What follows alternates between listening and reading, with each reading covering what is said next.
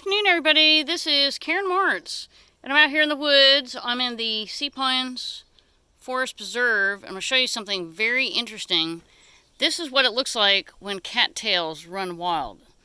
Okay, so well, I'm from New Jersey, and we had cattails up there. Now, right now, they don't have the, the brown top. As kids, we used to play with those. I think we used to also light them on fire. Woo! Those were the good old days. Those days are gone. But what we're looking at, and I am going to cheat and read right from this particular sign. I'm going to move back a little bit so you can see it, and then I'll show you the trees while I'm reading this. So in 1983, the Sea Pines Public Service District, they launched a new environmental program that transformed the boggy gut into the lush habitat you see here.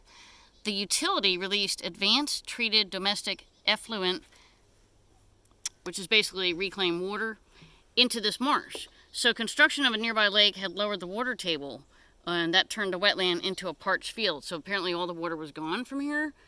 And once the reclaimed water began to flow back in, soaking the rich soil, the aquatic plants grew again. So studies show that marsh vegetation naturally purifies the effluent, and the cattail rushes, grasses, and herbs remove 55 to 93% of the nutrients in reclaimed water. And by filtering nitrogen and phosphorus, these plants improve the quality of the water that empties from the boggy gut. Isn't that cool? And into Lawton Canal. And eventually the Calabogie Sound, and of course that eventually gets out to the ocean. So meanwhile, the restored wetland provides food, water, shelter for many animals. And so now, I've never seen a common moorhen, and here, right now, I'm in an area where there's not a lot of water. Red-winged blackbirds, and then you're going to see the yellow-belly slider turtles, which I have seen. Common yellowthroat. I would love to see one of those. I don't know if I've ever seen one. But here's the top of the cattail that I was talking about. Common plants.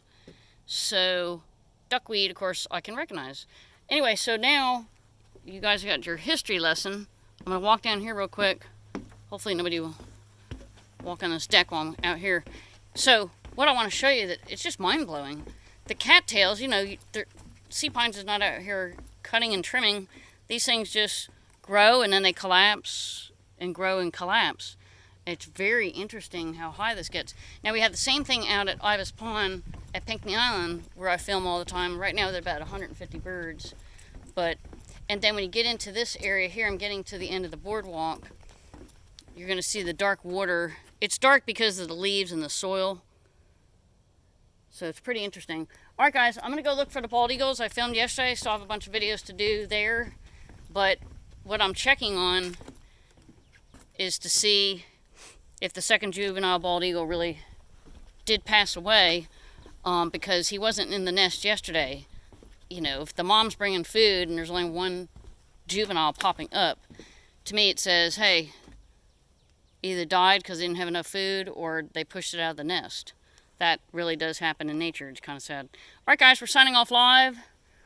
Woo! From the boardwalk in the Sea Pines Forest Preserve. Have a great day.